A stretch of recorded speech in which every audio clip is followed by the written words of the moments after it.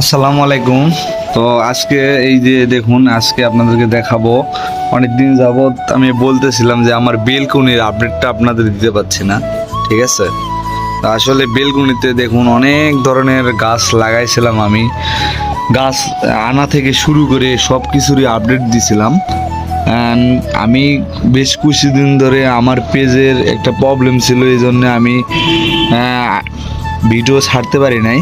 তো এখন থেকে আপনারা সবসময় ভিডিও দেখতে পাবেন, আর ভিডিও ছাড়লেও আপনারা দেখতে পান নাই। যাই হোক, একটা প্রবলেম ছিল, ইনশাল্লাহ প্রবলেমটা সলভ হয়েছে। অ্যান্ড এই যে বেলকনিতে গাছগুলো লাগাইছি, এগুলা লাগার কারণ একটাই ভাই, ঠিক আছে? কারণ এইগুলার কারণ শুধু সৌন্দর্য বাড়ার জন্য আমি বেলকনিটাতে গাছ লাগাইছি।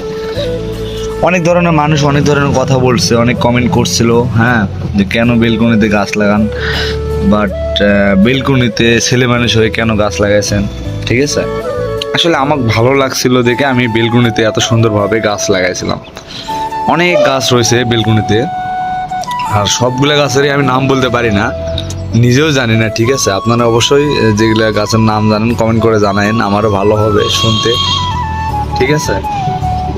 তো এইদিকে দেখুন আমার বেলকনিতে গাছগুলো অনেক সুন্দরভাবে সবুজ শ্যামল হয়ে আছে, আর খুব সুন্দর লাগে আমাকে নিজেকেও। আমি এখানে বসে রাত্রেবেলাও অনেক সুন্দর লাগে।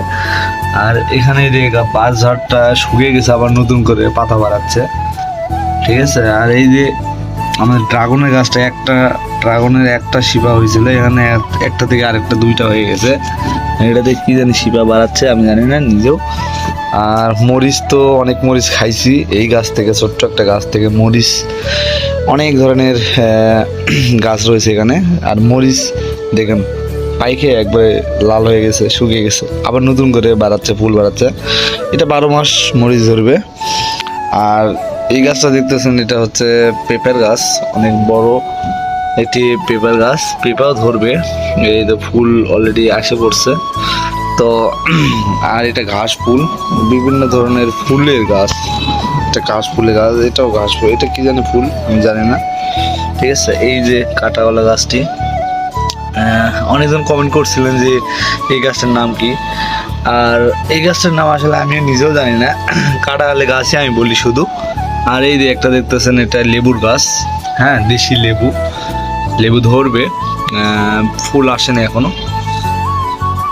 আর এটা তো আপনাদেরকে আপডেট দিছি, এটা হচ্ছে একটা সৌন্দর্য গেটে থাকে, ও এটা আমি এখানে আর কি দিছি। ছোট্ট একটা পেঁপের গাছ, এটা হচ্ছে বিদেশি পেঁপের গাছ, যেটা দেখলেন এর আগে ওটা বড়। এখানে ক্যাপকাটের গাছটি অনেক সুন্দরভাবে 2-3টা আবার বাচ্চা ফুটাইছে, সে সুন্দরভাবে উঠতেছে। এখানে একটি শাপলা ফুল আছে, দেশি শাপলা ফুল না বিদেশি শাপলা ফুল, লাল শাপলা, হ্যাঁ। আর এটা একটা ফুলের গাছ। আর বেগুনের গাছে বেগুন ধরছে, বাট বেগুনটা বোধহয় পেকে গেছে, জানি না কেন এরকম হয়েছে, হলুদ হয়ে গেছে।